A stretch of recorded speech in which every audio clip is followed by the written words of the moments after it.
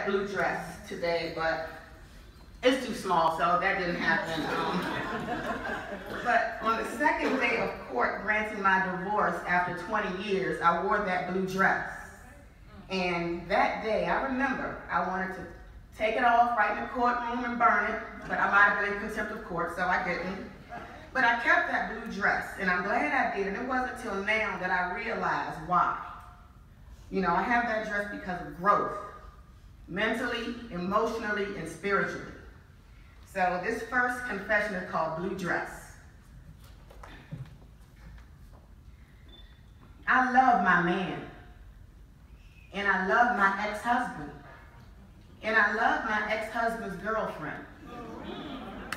Just as I love anyone that sets aside their personal agendas and egos for the sake of our children.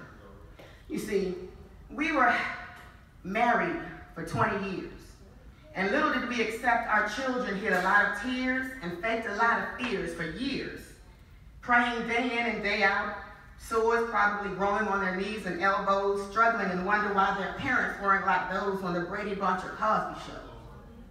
You see, they were good kids, don't get it twisted, but I'm sure under their breath and as they grunted, their emotional, mental, and spiritual growth was being stunted. So fast forward to today, and again I say, I love my man, and I love my ex-husband, and I love my ex-husband's girlfriend, just as I love anyone that sets aside their personal agendas and egos for the sake of our children. See, now when the kids say the words mommy or daddy, it no longer sends chills up their spines. We all actually smile with interest to find out what the next line is for our plan for the day, week, or month ahead, because they know mommy and or daddy will be right there when it's all said and done. You see, we encourage them, whether it's academically or physically or on the sidelines screaming for a win. See, our kids experience mommy and daddy singing and swinging and being merry like Christmas.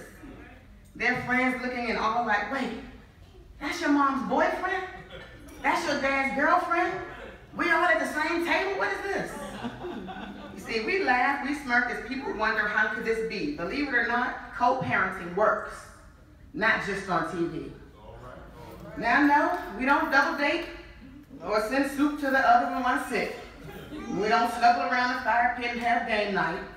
But you can best believe when it's a kid's function, 1 or 2 or 3 or all 4 of us are right there in their sights. You see, people find it really hard to believe how I'm so cool with my ex-husband's +1. The kids make it easy because there's never been a negative or bad word ever uttered from their mouths or their tongues. It's never been about what mommy's +1 or dad's +1 can buy them with presents. My kids strive and bask in the glory of us just being present. Yes.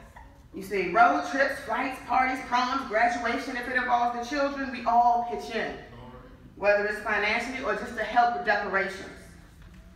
It's not about, oh, what she look like, what he look like, what he do for a living. It's about mommy and daddy and what the kids need that our +1s are continuously giving. So last minute schedule changes, cancellations of date nights, taking off early, going in late, it happens. That's what we signed up for as parents. So co-parenting works when you take yourselves out of the equation. Kids over everything, and they will exceed your expectations.